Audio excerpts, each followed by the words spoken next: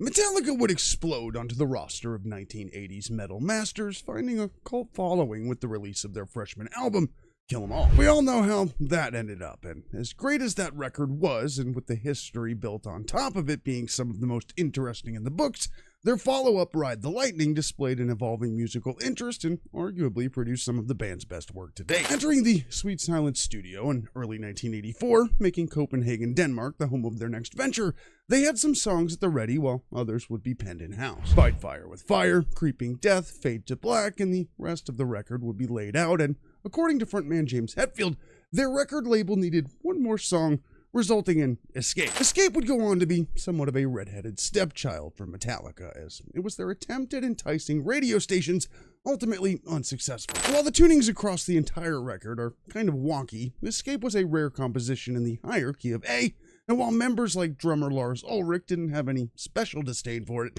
the band was in agreement that it just didn't work for the live show. It would take nearly 30 years for the band to play the song live at the Orion Festival in 2012, and as far as I can find, it's the only time they've ever done so. Escape and Trapped Under Ice, for good measure, are often excluded from the Ride the Lightning conversation, and while they do bring some filler energy, I love them for what they are, but